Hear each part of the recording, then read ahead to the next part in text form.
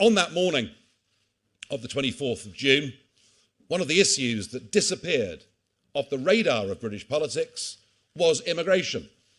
It had been the dominant issue every year for the previous 5 years, the thing that people were talking about. And I think with the Brexit vote, people thought, well, that's it. It's done. It's sorted. It's all over. Well, take us to this election where certainly the Labour Party conference appear to want to open up the doors pretty unconditionally, and where the Labour manifesto makes it very clear that foreign nationals coming into the country will, of course, get the vote, it would appear pretty much immediately. Now, from the Conservatives, well, I've been saying for years we need an Australian-style point system, and at least they're now saying that. But of course, they make absolutely no commitment whatsoever to reducing numbers.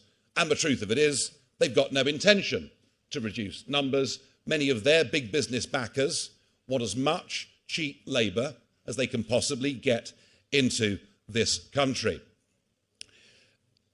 We have a population crisis directly as a result of policies since the late 1990s, and you see that not just on the impact on public services, but actually there's an argument here about the quality of life.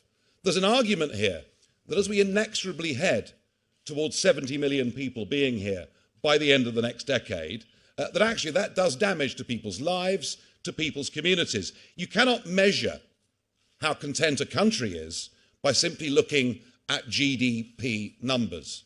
There is such a thing as society and community, and I think that has too much been ignored. So we would very much want to get immigration numbers down to what for 60 years were very acceptable and very workable post-war levels. And yes, I'm talking around about 50,000 people every year. But of course, we're going to need flexibility on work permits. But please recognise the difference between the automatic right to settle and the right to come and work for a time-limited period.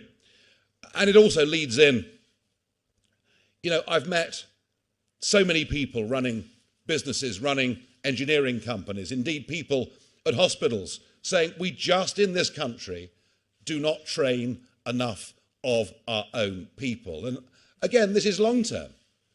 It's going to take more than a couple of years to turn this around, but we do need to invest in our own people.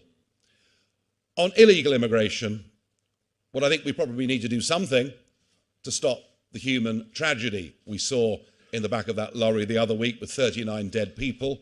But even today, there are boats coming across the English Channel, and we all know that the Border Force bring them in to Dover. They're kept by the police for 24 hours, and then virtually everybody disappears. No one seems to think it matters. In fact, the Prime Minister is on record several times in the past supporting amnesties for illegal immigrants. We think that is heading in the wrong direction. We think a strong message that says if you come here illegally across the channel or in the back of a container that you won't be allowed to stay will prevent further human tragedy. And it's the right thing to do.